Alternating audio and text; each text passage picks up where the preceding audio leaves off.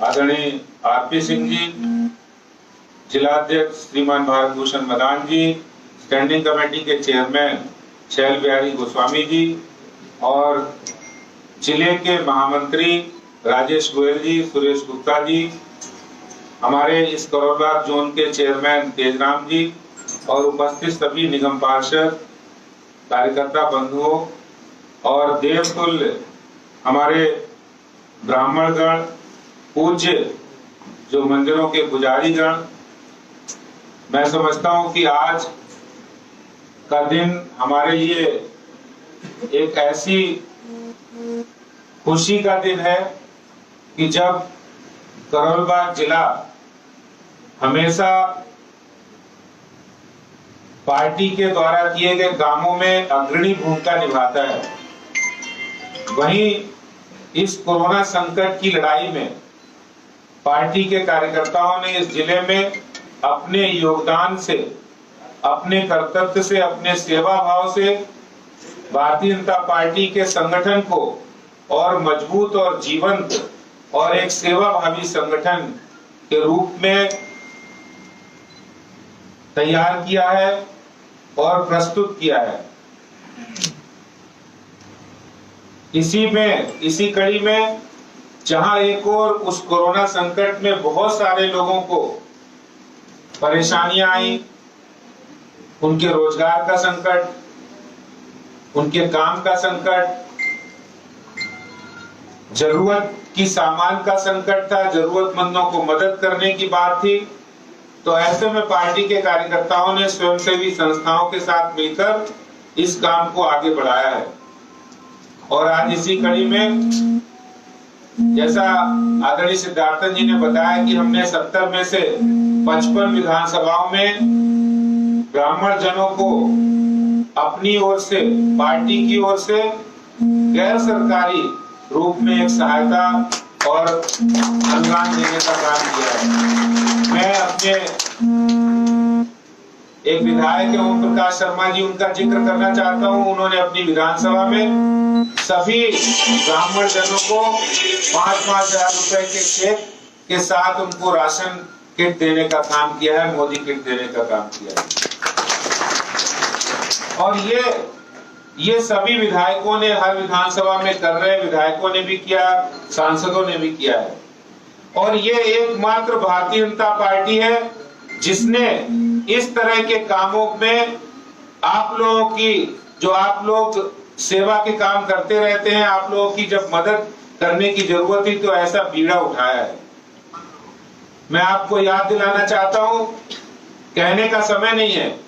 कि दिल्ली सरकार, दिल्ली के मुख्यमंत्री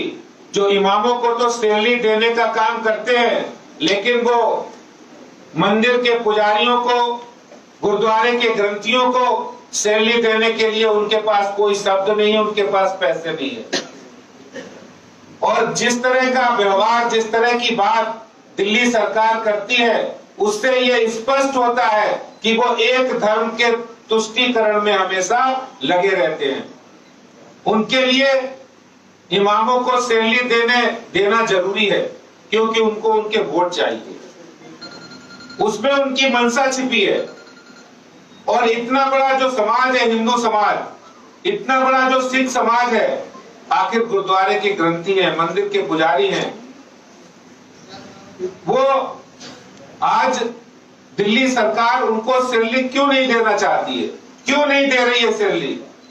मैं भारतीय जनता पार्टी के प्रदेश अध्यक्ष की हैसियत से दिल्ली के मुख्यमंत्री से मांग करता हूं कि उनको सभी धर्मों के साथ समान व्यवहार करना चाहिए। आप ऐसा नहीं कर सकते किसी एक धर्म के को आप तुष्टीकरण के रूप में उनको सुविधाएं प्रदान करें, उनको सैलरी प्रदान करें। आज मैं बधाई देना चाहता हूं भारतीय जनता पार्टी की जिलाध्यक्ष भारत भूषण मदान जी और उनकी पूरी टीम को कि उन्होंने इस आयोजन को किया है, और ये ऐसे अवसर पर किया है जब 5 अगस्त का दिन आने वाला है, जब इस देश के इतिहास के अंदर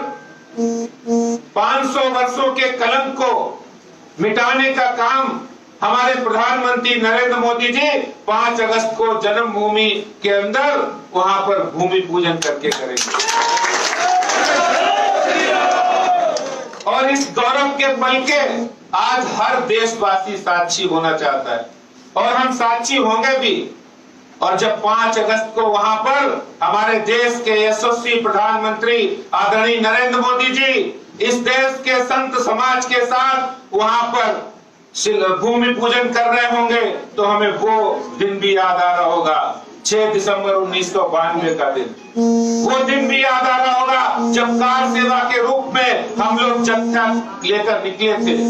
कि लाठी गोली खाएंगे और मंदिर वहीं बनाएंगे, इस नारे के साथ हम लोग निकले थे। कसम राम की खाते हैं, मंदिर वहीं बनाएंगे,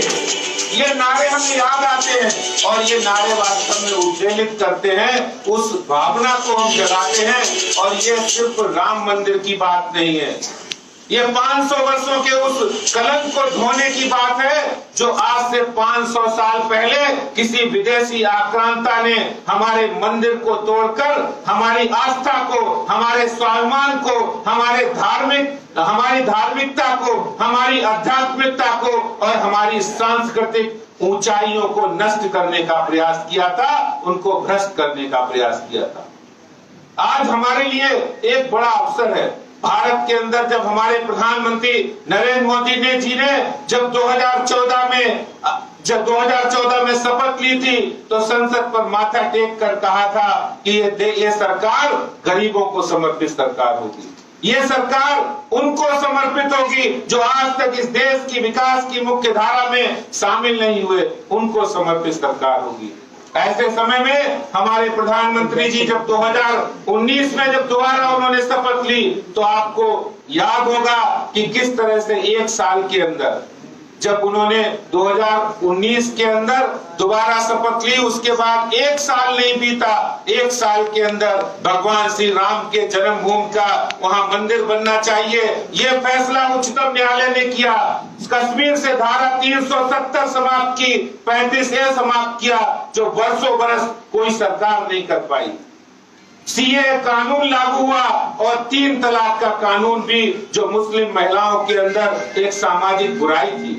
उसको समाप्त करने का काम हमारे प्रधानमंत्री जी ने किया है। मैं समझता हूं कि श्री राम का मंदिर जो बनने के लिए जा रहा है और हम लोग सब लोग उसके साक्षी बनने वाले हैं, ये बहुत बड़ा ऐतिहासिक पल हमें मिलने वाला है। हम लोग इसके साक्षी बनेंगे। भारतीय जनता पार्टी ने ये निश्चय किया है कि हम कार्यकर्ताओं के यहाँ जाएंगे, हम घरों घरों जाएंगे और दिए जलाने का आह्वान करेंगे, दीपक जलाने का आह्वान करेंगे, घर घर में लाइट जलाई जाएगी, घर घर में खुशियां मनाई जाएंगी और मनाने का माहौल है।